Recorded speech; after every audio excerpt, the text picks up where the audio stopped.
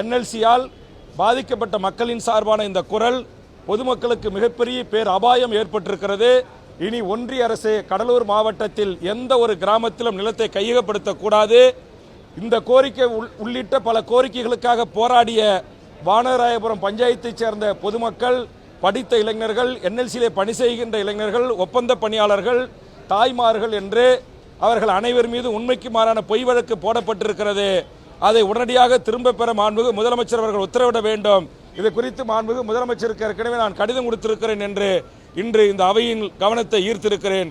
இதற்கு அடிப்படை காரணம், நாங்கள் அங்கு வாழ்வதற்கு தகுதியற்ற மண்ணாக என்எல்சியை சுற்றி இருக்கிற ஆயிரக்கணக்கான கிராமங்கள், நூற்றுக்கணக்கான கிராமங்கள், பல லட்சம் மக்கள் தள்ளப்பட்டிருக்கிறார்கள். அதனால் ஒன்றிய அரசுக்கு இனி தமிழ்நாடு முதலமைச்சரும் தமிழக அரசும் ஒத்துழைப்பு தரக்கூடாது. நிலத்தை கையகப்படுத்துகின்ற தமிழ்நாடு அரசு நில ஆணையரகம் அல்லது நில எடுப்பு டிஆர்ஓ, ஆர்டிஓ, தாசில்தார்களை என்எல்சியிலே அனுமதிக்கக்கூடாது என்பதான வேண்டுகோளை பேரவையில் பேசுவதற்கு வாய்ப்பு இல்லாத காரணத்தினால் எனது அருமை பத்திரிகை ஊடக நண்பர்களின் சார்பாக முன்வைத்து இதுக்காக நியாயம் கேட்டு போராடிய அப்பாவி பொதுமக்கள் மீது போடப்பட்ட வழக்குகளை அனைத்தும் திரும்ப பெற வேண்டும் என்று கோரிக்கை வைக்கிறேன்.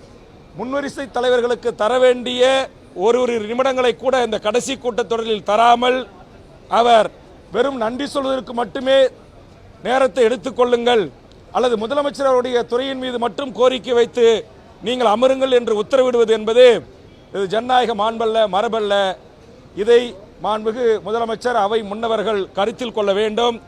இனிவரும் காலங்களில் இதுபோன்ற வரலாற்று சிறப்புமிக்க இந்த அவையில் மரபுகள் உடைத்தெறியப்படுவதை ஒரு காலம் ஏற்றுக்கொள்ள முடியாது என்று நான் இங்கு பதிவு செய்து இந்த பத்திரிகை ஊடக நண்பர்களின் சார்பாக நம்முடைய மாண்புமிகு முதலமைச்சர் அவை முன்னவர்கள் இதை ஆலோசிக்க வேண்டும். இனிவரும் காலங்களில் இதுபோன்று நடக்கக்கூடாதவாறு பார்த்து கொள்ள வேண்டும் என்பது என்னுடைய பெரும் விருப்பம்.